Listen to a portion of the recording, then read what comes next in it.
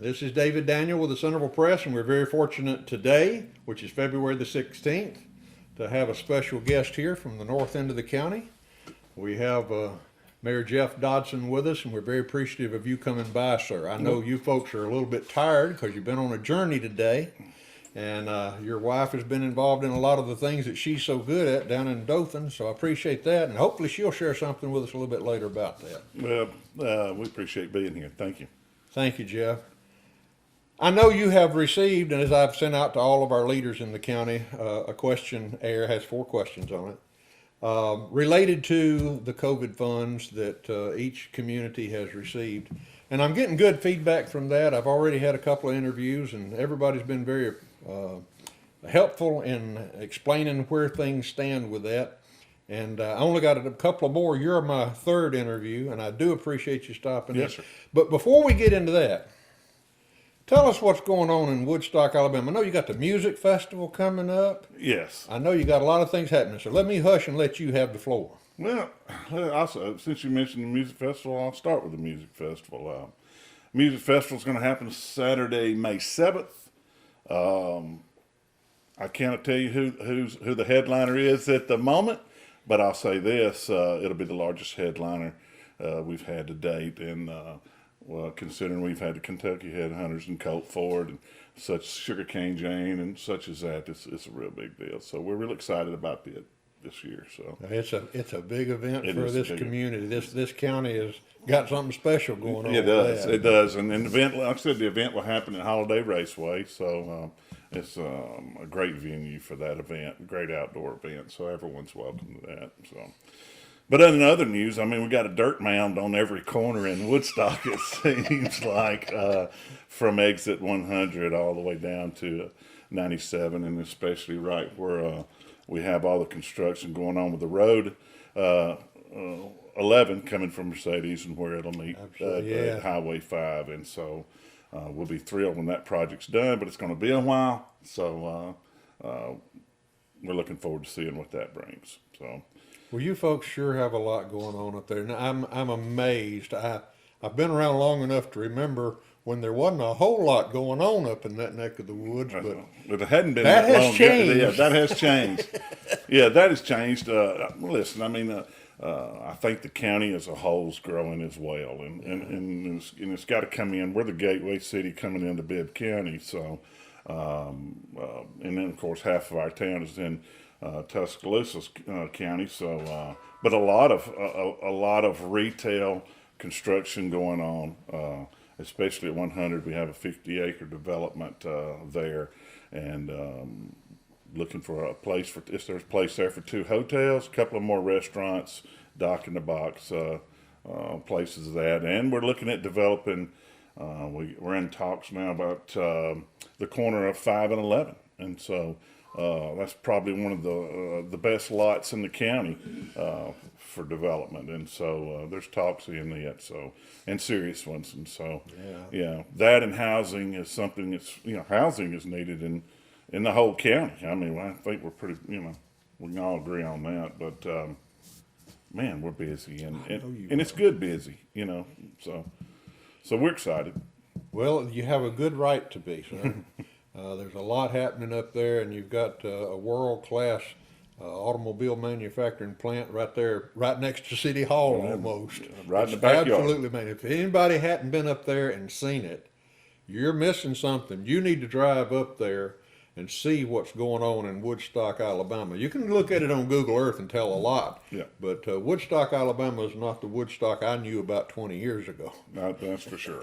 It really has changed. It sure has. And for the better. I mean, growth, what you want to have is controlled growth, keeping your main business district separate from the residential and things of that nature. And so, but we feel pretty fortunate, The really city do. government up there is accomplishing a whole lot and done a whole lot of things that I'm impressed with. Y'all have had a lot of things that you've accomplished, and I think that the future for Woodstock, Alabama is going to be absolutely amazing. Now, thinking back on when we first got in office 5 years ago, I mean, one of our biggest concerns was a sewer agreement. with West Blockton. I mean, they have the treatment plant. We have sewer that comes from exit 100 this way, and so we worked real hard with Mayor Sims and West Blockton to get that sewer agreement done. So, but it was a partnership. I mean, and a real good one. It was good for us and good for West Blockton too, and so we were really excited when that happened. And so it gave us a lot of room to be able to move forward construction wise through other, bringing in other businesses to be able to handle the sewer, the sewage. So I heard recently, and I know of some things that have been happening in regard to the intermodal facility that's out between Bessemer and Woodstock. They're at the McCalla area. that's right. My understanding is that they're going to be tying that facility by rail to the Port of Mobile, and I'm sure you may have heard about that also. That could be big. That will be huge. Huge. And actually, that railroad path is going to go through part of Bibb County. That's right. That's right. And that'd be great. I mean, great for our county. And great for our municipalities that's there. So. Well, it can't mean anything but more growth. That's all I can say. That's right. And let me say something. Controlled growth, I think, is what we're all looking for. I mean, we've seen. I know for us at for myself and the council, it's been a task trying to keep up with ordinances where growth isn't outrunning, and so it's been a task, but it's been an enjoyable one. So. Well, you guys are doing a great job, and I do again appreciate you. And we've got your bride here too. Hopefully, we can get her on in a little bit. But the question that I was hoping to answer from all of our city and county leadership here in the county is related to the COVID money that has been pouring out of Washington in vast quantities, and sometimes in not enough quantities. But each community has received funds, and you've seen the information that I have, and it may or may not be accurate. But let me ask, if I may, and we'll get through this, and then we can talk some more on something else if you like. Sure. In the last 3 years, has your community received COVID relief funds from any of these above listed places? And if so, how much funding have you received? Yeah, we've received about 195,000 last year. And with another 100, right around 100, it's a little less than 195, but right around that coming here in 22. And so, with the talks of wastewater, working on wastewater and sewer, and I look to where that's probably where most of ours will go towards. Ours need some updating as well. We just had a couple of pump stations done that heads to West Blockton, totally rebuilt, and then we have a new pump station coming in at exit 100 that's going to service that whole area. And actually, that pump station will be at the elementary school. And so we work well with Tuscaloosa County. The Board of Education, we just got the deed to a piece of property at the school to be able to build that pump station. And so, well, that's interesting, and I guess that leads right into this second that's question. right. Y'all haven't already spent that No, money. sir. You're kind of, and I've learned. I'm getting an education as I interview you guys and the mayors as to how y'all are thinking and the things that you're doing with this COVID thing. I think you're being careful because there's a lot of unanswered questions, isn't there? I think that's the consensus with all the mayors is, we just want a clear cut where we can go with it. And so, but I think for the town of Woodstock, the most part, I think it's pretty cut and dry that a lot of it wanted to go for wastewater, and I think that's a lot of what it was tended to our infrastructure, and that's where we at the most need at the moment. So that's probably going to work out real well. Well, let's see. Y'all haven't allocated any of the funds then at this point. No, and I think for me, I need more clarification because I know where I want to go in it. And as far as the council, we're all sure it's where we want to go with our infrastructure, but we just want clarity before we start writing checks. I think that sounds like you're being wise, my friend. So, anyway. I'll only have one other question, What? and that's, are you seeking any input from the public as what to do with these funds? Well, I mean, we will. We work for them. They're the boss, but I mean, they have put us in charge to take care of that situation. I do think they are aware, the public are aware that infrastructure really needs to be taken care of while the funds here are here to do such. So I suppose anybody that says, "Hey, if you had this much money, would you be able to use it for something?" There's probably not very many people who are going to tell you, "No, I wouldn't have any idea what to do with it." That's absolutely. There's other projects. I mean, there's other projects. You'd love to be able to do, but I think while the funds are here, the most responsible thing to do is take care of what's in the infrastructure, and let's get our sewer and stuff taken care of and working functionally, because it has a few years on it, and so with the way we're growing, we're going to need it, and so. I guess I've got an odd kind of question to ask you. I know you're not a prophet or anything, or I assume you're not. But anyway, could you give your thoughts about where you think the community of Woodstock will be in 5 years, and then again in 10 years?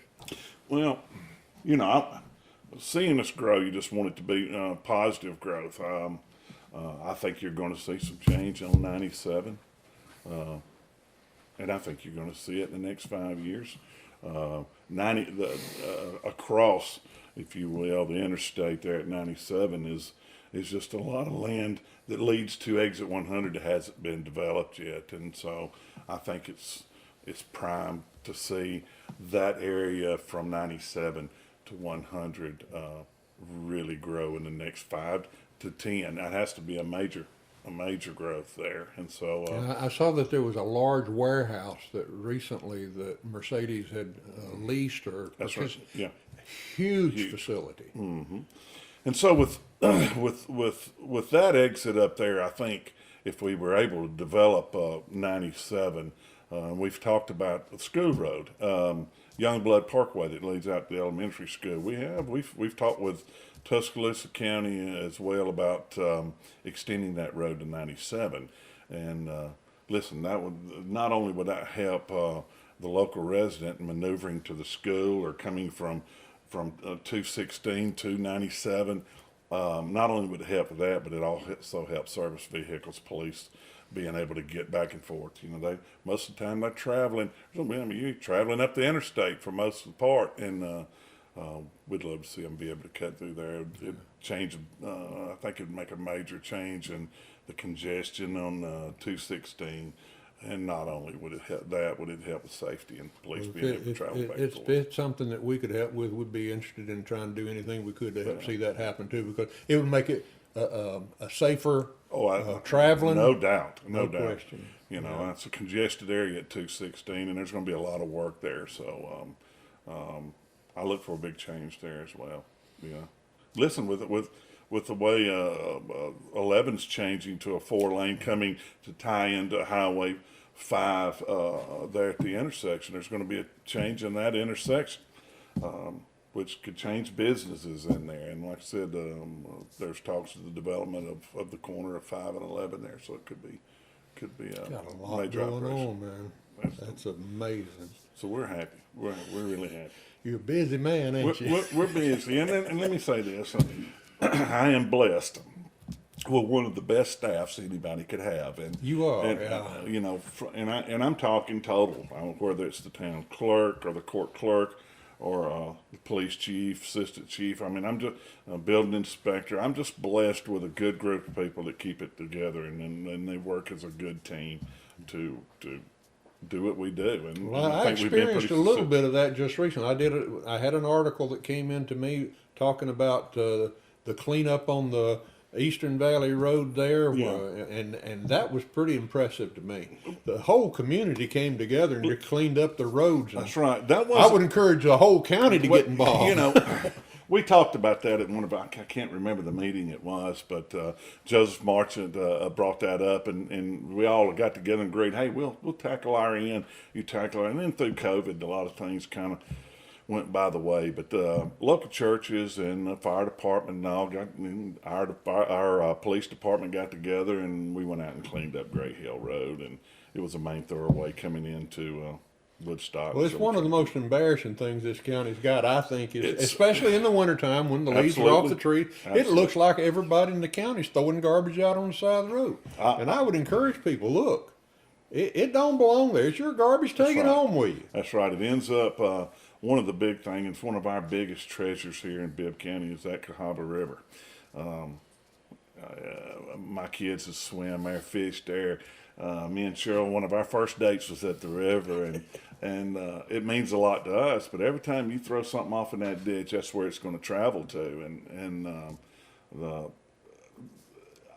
This is a problem everywhere, Sure it statewide. is. Sure it is. In our state, this is a problem everywhere, and with trash. And I think the fines are out there. It's just kind of hard to implement how you catch these things happening. But trash is it's something that really gets under my skin bad because, listen, it's not that difficult to find somewhere to throw it, and it can just destroy property values. It can do that as well. I mean, You know, I would just encourage the people of Bibb County, the citizens of Bibb County, the people that, without thinking, a lot of times just it's habit or whatever. We don't want to catch you. Let your heart catch you. that's right. You know, let your conscience catch you. That's right. And take it home with you. It's your trash. You got a yours. can at home. Put it in the right. can. And pick up some when you can. Great idea. You know, pick up some when you can. If it isn't yours, pick it up. But it's our home. Yeah. And if we want it to be beautiful and peaceful, it's our job to do that. And so, Yeah, I appreciate it. You got anything else, Chief? I don't, you know, other than, like I said, May 7th, the festival's coming up, and we're going to have a large time. So Yeah, you are. everybody's invited.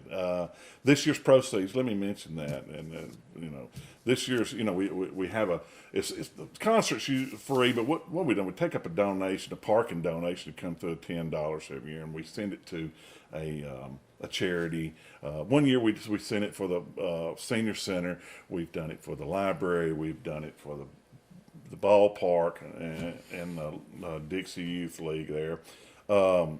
This year will be for ASPARC, Alabama Suicide Prevention and Resource Coalition, and we had this set up last year after we we donated the money to the ballpark, and actually we raised $8,000 last year for that, and so that was big. But this year we'd like it to go towards suicide awareness, and with the rate, the suicide rate, I think we needs a lot of help, and our county is, believe it or not, is rated pretty high. And listen, to think about helping organizations like this, it benefits our first responders. You know, looking at it from a municipal situation, it helps our first responders and things of that nature. But there's a lot of people affected by suicide, and anything we can do to curb that number, I think, is a great thing for us to do. So Great that's work, this year's goal. Well, admirable goals, sir. And we We're proud. deeply appreciate you coming down to the Centreville Press and doing an interview Thank with you us. so much. Hopefully Enjoyed we being can here. do some more. We'll do it. And hopefully we can work together on a lot of things. I think we got a lot of good things happening That's in right. Bibb County. That's right. You need God me, bless just you, holler. man. Thank you, sir. Thank you.